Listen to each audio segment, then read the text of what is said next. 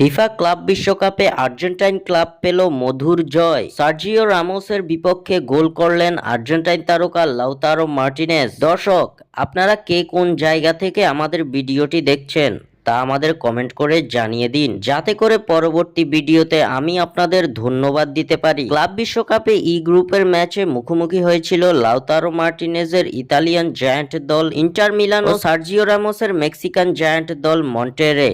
হাড্ডাহাড্ডি এই লড়াইয়ের ম্যাচে জয়ের মুখ দেখেনি কোনো দলই। এক এক গোলের ড্র নিয়ে সন্তুষ্ট থাকতে হয়েছে দুই দলকে। ম্যাচের শুরু থেকেই ইন্টার থেকে অপেক্ষাকৃতভাবে এগিয়ে থাকে মেক্সিকান ক্লাবটি। দুর্দান্তভাবে ইন্টার মিলানের উপর চাপ প্রয়োগ করে গোল আদায় করে নেয় মন্টেরে। প্রথমার্ধের 25তম মিনিটে দুর্দান্ত হেডে গোল করেন স্প্যানিশ ডিফেন্ডার সার্জিও রামোস। এক গোলে পিছিয়ে পড়া ইন্টার মিলানকে সমতায় ফেরান আর্জেন্টাইন সুপারস্টার লাউতারো মার্টিনেজ। ম্যাচের 42তম মিনিটে মার্টিনেজের গোলে সমতায় ফেরে ইন্টার মিলান। এরপর বারবার লিড নেওয়ার চেষ্টা চালালেও মন্টেরের জমাট রক্ষণের কাছে পরাস্ত হতে হয়েছে ইন্টার মিলানকে, যার ফলে এক এক গোলে ড্র দিয়েই শেষ হয় ম্যাচটি। এই ম্যাচ শেষে ই গ্রুপের পয়েন্ট টেবিলের তৃতীয় স্থানে অবস্থান করছে ইতালিয়ান জায়ান্টরা। ই গ্রুপের অপর ম্যাচে বড় জয় পেয়েছে আর্জেন্টাইন ক্লাব রিভার প্লেট। জাপানের ক্লাব উরাওয়া রেডসের বিপক্ষে 3-1 গোলে জিতেছে ফ্র্যাঙ্কো মাস্তাতুনোর ক্লাব রিভার প্লেট। 12তম মিনিটে ফাকুন্দো কলিদিওর গোলে লিড নেওয়া রিভার প্লেট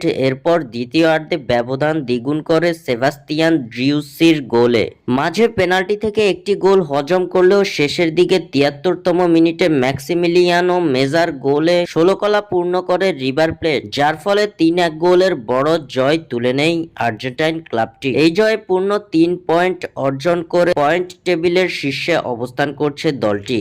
স্বাক্ষর থেকে সাদবিন ইসলাম।